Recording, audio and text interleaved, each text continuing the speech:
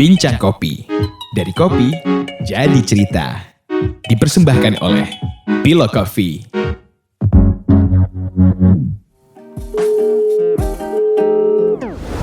Halo Dis, Halo ya, gimana kabarnya? gimana ya?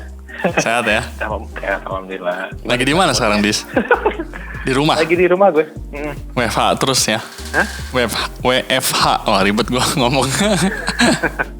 Ya kerja dari rumah. Seminggu sekali paling baru ke kantor. Seminggu sekali lo ke kantor. Jadi ini Dis, gue pengen ngobrol soal apa yang lo lakuin kemarin itu. Apa bikin kuesioner itu, peluang saat sulit, Oke. solid saat sulit, Iya. berima gitu ya. Itu BGI atau individu jatuhnya? Oke, itu sebenarnya barista guild. Jadi awalnya entah kenapa tiba-tiba gue kepikiran waktu awal-awal Indonesia mulai ada kasus-kasus COVID itu dan mulai menanjak grafiknya. Terus kan itu lumayan berdampak tuh buat industri horeca lah ya, hotel resto cafe gitu. Terus gue juga lihat mulai banyak kafe-kafe yang merumahkan baristanya, baik merumahkan sementara ataupun PHK ya. Terus gue lemparlah pertanyaan ke grup WhatsApp-nya pengurus Barista Guild. Gue nanya, etis nggak sih kalau misalnya kita ngumpulin data-data para pekerja di hilir industri kopi yang jadi ujung tombak ini, ya dirumahkan atau di PHK gitu. Terus maksud gue waktu itu gue belum kepikiran sebenarnya bisa bantu apa, tapi setidaknya kalau kita bisa ngumpulin data, kita bisa lihat seberapa besar dampaknya gitu. Oke. Terus waktu itu ditanggapi sama Mas Firza kalau nggak salah atau siapa, gue lupa. Tapi intinya kasih saran bahwa kalau cuma ngumpulin data doang, kayaknya mungkin kurang etis. Gimana kalau kita sekalian kayak mungkin memberikan sebuah solusi atau ikut ngebantu apalah gitu. Jadi dengan data yang kita punya, kita juga sambil memberikan sesuatu buat mereka gitu. Terus cuma waktu kita juga bingung apa yang bisa kita bantu gitu. Karena kan kita juga yang di BGI itu kan banyak juga yang owner-owner coffee shop juga lagi pada kondisi sulit juga semuanya. Terus ya lupa juga siapa yang tiba-tiba melempar ide gimana kalau kita intinya sih kita pengen bantu tapi bukan sekedar bantuan yang sifatnya material yang hanya bisa dimanfaatkan sementara gitu, yang hanya habis dalam sekejap gitu. Tapi kita kemudian sepakat bahwa kita pengen ngebantu untuk memberdayakan sebenarnya. Jadi mereka-mereka yang kemudian harus dirumahkan ini mungkin bisa memulai sesuatu dari rumah gitu. Mungkin ini waktunya buat mereka melakukan sesuatu yang belum pernah mereka lakukan sebelumnya. Misalnya memulai usaha dari rumah, atau bisa juga mereka yang punya keterampilan tertentu mulai memasarkan dirinya gitu ya, memasarkan jasa berdasarkan keahlian yang mereka punya dengan menggunakan channel-channel online gitu misalnya. Nah terus oke lah, kita sepakat dengan konsep itu, kita coba nih gitu. Terus kita mulai pengumpulan data yang dengan hashtag sulit saat sulit itu sebenarnya BGI meminjam ke Gordi gitu. Ya, Gordi kan punya hashtag sulit saat sulit, kayaknya cocok juga tuh gitu. Ya udah, toh kita juga bukan gerakan berdasarkan hashtag, jadi hashtag apapun sebenarnya nggak masalah gitu. Yang penting ininya sebenarnya actionnya sebenarnya. Oke, ya udah, kita bikin online form, kita sebarin, kita publikasikan. Sampai sekarang sih sebenarnya kita udah nggak publish lagi form itu. Udah 2 minggu terakhir itu udah nggak publish lagi, tapi sekarang itu udah ada 420 orang yang mengisi data gitu. Berapa tadi? 400 atau 100? 420 ya? 420 dari berbagai daerah di Indonesia, walaupun yang dominan masih Jabodetabek lah. Terus kemudian berikutnya online form kedua yang kita publikasikan itu yang peluang saat sulit itu, yang kemudian kita berusaha juga untuk mengumpulkan informasi dari teman-teman ataupun dari siapapun lah gitu yang mungkin punya peluang, entah peluang usaha, entah peluang kerjasama untuk bisa kita bagikan informasinya ke teman-teman yang membutuhkan tadi, yang mereka yang dirumahkan. Cuman sebenarnya ada kesulitan, jadi ternyata belum cukup banyak peluang yang bisa kita tangkap gitu, yang kita kumpulkan. Dari form itu masih sedikit sekali. Beberapa juga kita data dari mereka yang infoin melalui DM Instagram, jadi mereka nggak ngisi form, mereka langsung nge-DM, ataupun ada juga yang langsung ke email barista Guild gitu. Nah, aktivitasnya sebenarnya agak terhenti sedikit ini karena kesibukan masing-masing untuk berusaha survive ya di tengah kondisi seperti ini. Bertahan ya kan? Walaupun kerja dari rumah, tapi otak kita tuh benar-benar diperas nih. Jadi mana-mana. Jadi ada sedikit kevakuman, tapi ini sebenarnya gue dan beberapa teman lain sudah memikirkan untuk format apa sih yang sebenarnya yang masih kita pikirkan, format apa yang bisa kita pakai atau media apa yang bisa kita pakai untuk menginformasikan si peluang-peluang ini. Walaupun masih sedikit, mungkin bisa kita istilahnya kita panjang dulu, kita bagikan ke mereka yang kemarin sudah ngisi form, sambil kita harus proaktif untuk ya cari di network sekitar kita ada peluang apa gitu. Harus jemput bola, kayaknya kalau ngisi form tuh kayaknya agak repot gitu ya, mungkin ada kerepotan.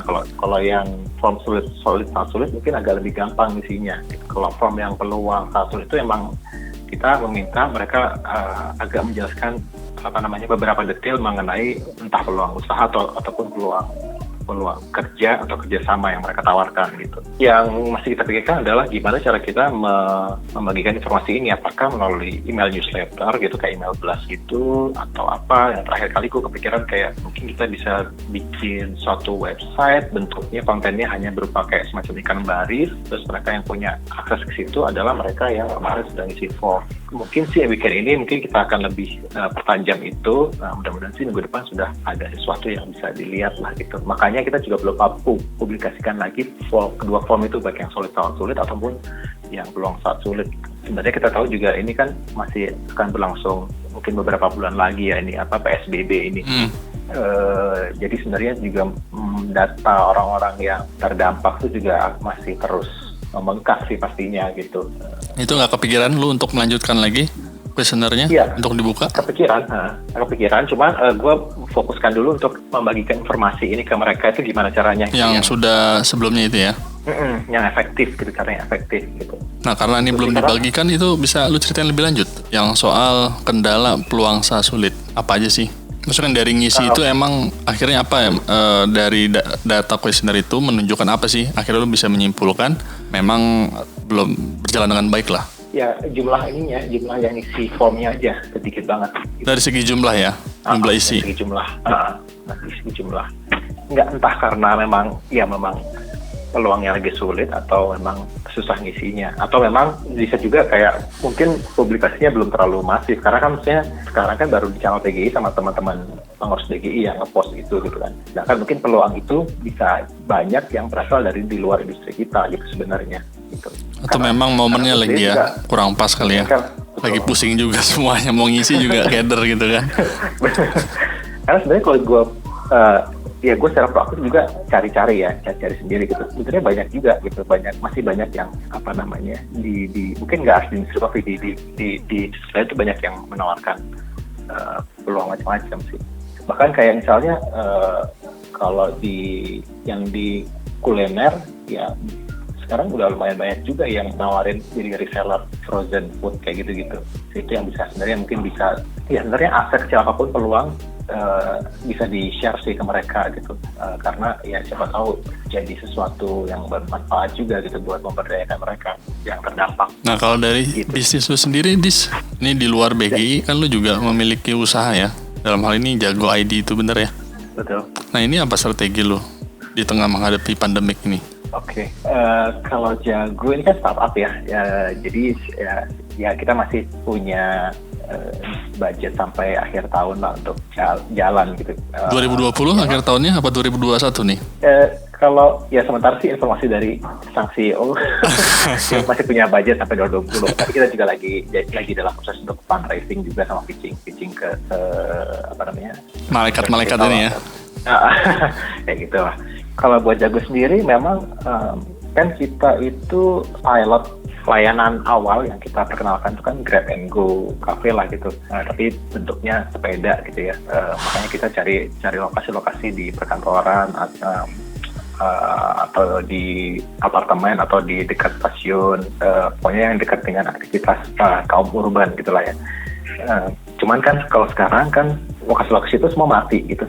Nah itu kemudian memaksa kita untuk segera langsung launch untuk meluncurkan si layanan yang berikutnya yang sebenarnya masih kita targetkan tuh mungkin masih beberapa bulan lagi, tapi kemudian karena kondisi seperti ini ya udah mau nggak mau harus kita kerjakan gitu. Layanan itu yang kita sebut sekarang sih mobile cafe gitu, Jago Mobile Cafe. Jadi Jago Mobile Cafe ini nantinya akan berbasis aplikasi juga sama dengan si Grab and Go, layanan Grab and Go-nya nanti. Cuma sekarang kita operasionalnya layaknya kayak operator taksi sih. Jadi kayak orang mau pesen kopi, dia kontak WhatsApp, nanti WhatsApp ada operatornya, dia akan nanya detailnya, pesanan nama, pesanan, alamat, tanggal antar, kayak gitu. Pembayaran lewat transfer. Terus kemudian nanti ya kita akan kirim si sepedanya beserta si barista pribadi itu langsung ke rumah mereka gitu. Ada minimum ordernya itu? Untuk saat ini kita nggak ada minimum order, tapi kita ada radius 7 km dari si depo kita, di Kuningan. Walaupun ordernya katakanlah 2 seduhan gitu? Betul, nggak ada minimum order. Dan gratis biaya antar ya. Gitu. Itu sambutannya bagaimana, Dis?